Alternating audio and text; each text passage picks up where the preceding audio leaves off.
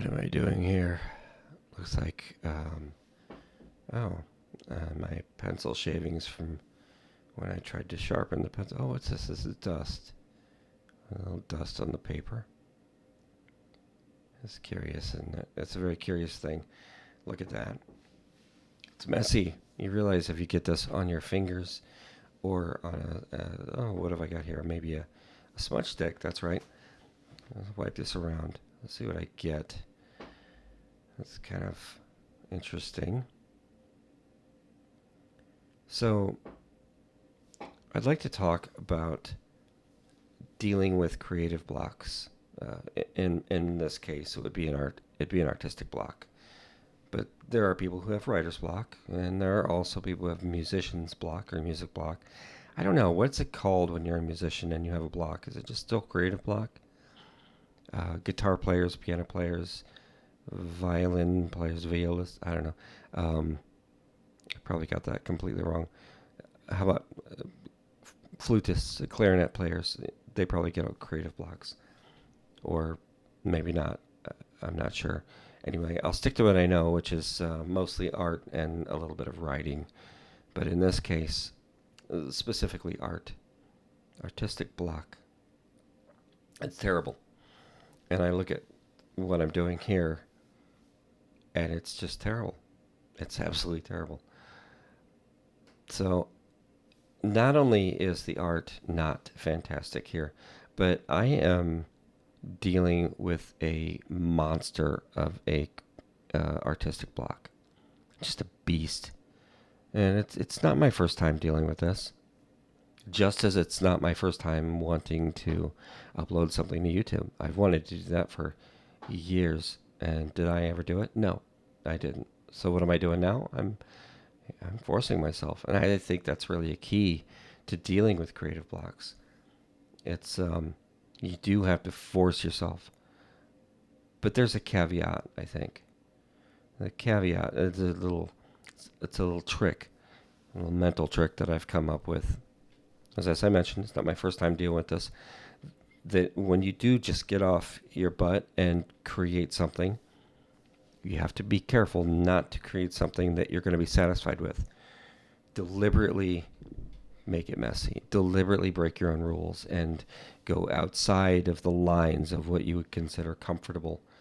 Do things that your fingers just let them go and create, and don't let your subconscious creativity take control, because if you let it have the satisfaction of creating something good, at least this one time, okay, so I know you want to create something good normally, but the goal of this one is you're having a war.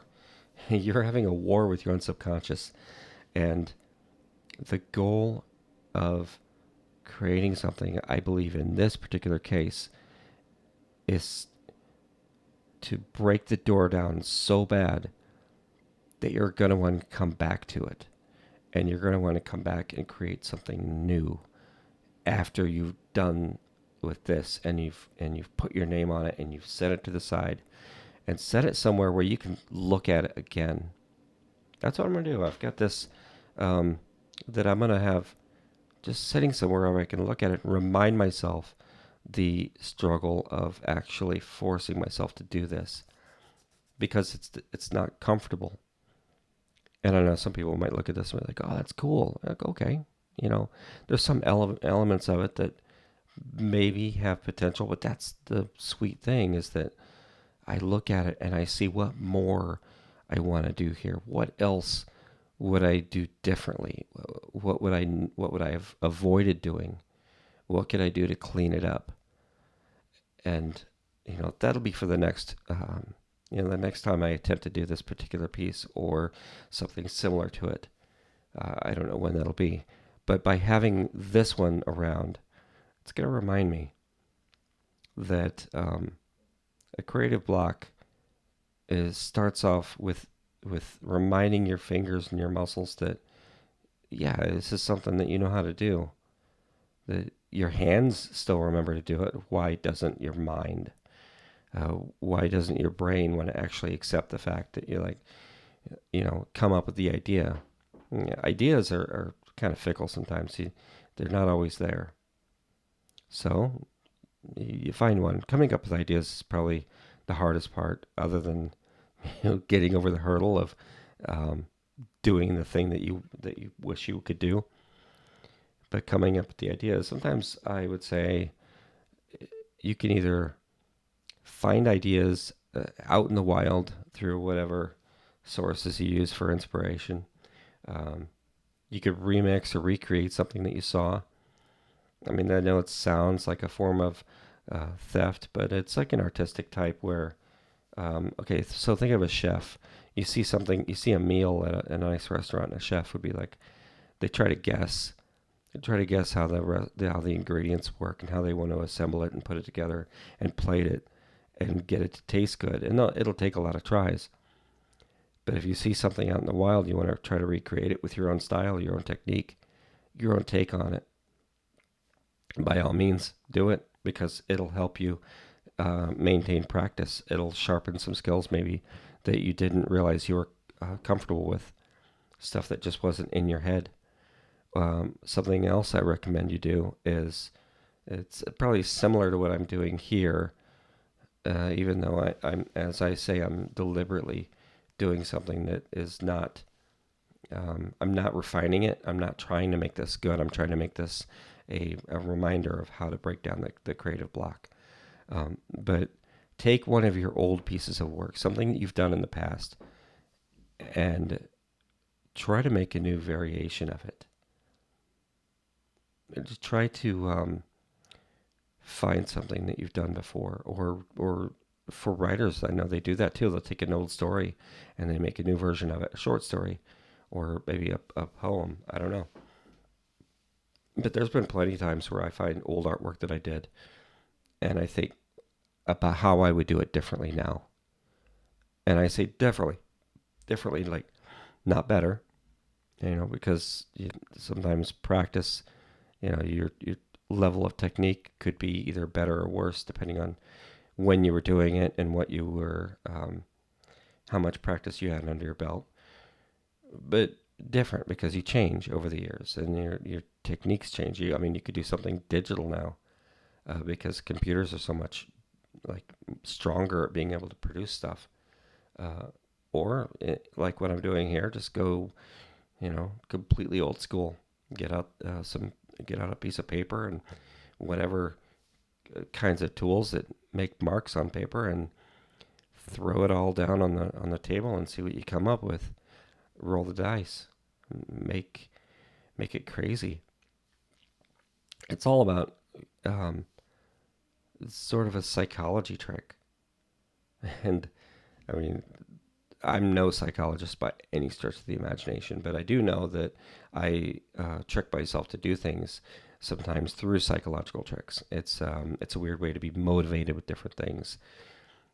Sometimes like you can create a list to do something, or you can break things apart into smaller pieces, and it doesn't come across as quite as bad. And then when you're done with it, you're like, oh, that wasn't bad at all. And that's kind of the way this is working. Here I am, kind of, you know, trying to establish more. Clearly, I've done some sort of monster's head, kind of like a dragon head. Not quite a dragon. I don't know what it is. It's a very thick neck guy. And then for some ridiculous reason, I decided to grab a marker and just start going over it. Normally, I love using the markers with stuff, but in this case, I don't think it worked. But that's okay. It's um, it's that goal of what would I do different? I think of what I did wrong here, and that's the motivation to grab all these tools again and sit down and say, no, no, no, no, no, that's not how you do it. You got to do it like this. I think maybe it's the satisfaction that we all have of trying to show ourselves that we can. It's like we're gonna one up ourselves, right? And so of course, what do I put on top of marker? Why not some white paint? It's my little highlighter kind of tool. for little glossy bits of lighting. And yet, in this case, um, it was just mind mapping, just going all over the place. It doesn't help that the brush I was using was it was a little dried out, a little stiff, not quite conductive to holding paint very well. But that's okay. That's okay. It's it's there. But I want you to tell me what you think of the idea of creative blocks. What do you think about how you would go about breaking your own creative blocks? What do you do? What sort of mental tricks do you have? What kind of stuff do you create? I would love to hear from you. And then I'll put my name on it and I'll stick it somewhere where I can see it every day. And then, of course, that'll be my reminder to create something new as often as I can. Who knows? This will be a common thing, right? Maybe a couple times a week. We'll see. Hopefully, it'll work out. And I mean, can you tell that I winged half of my dialogue on this? I don't think you could tell. Can you? Is it obvious that I'm talking to myself while I'm watching myself create this mess? It's a bit strange. That's something else I have to get in the habit of, actually. I have to get back in the habit of talking out loud to myself. I do it a lot in my head as I'm working. I do design and illustration during the day, so a lot of times I'll be sitting here just talking to myself in my head, blah blah blah, and I'm going on and on. I can do it just fine, but if you get a microphone in front of me and you start recording, it all goes out the window. It's so weird. Does anybody else know that they do that too? Uh, it's just bananas. But yeah, I think I'm gonna be about done with this thing. Let's see. Here we go.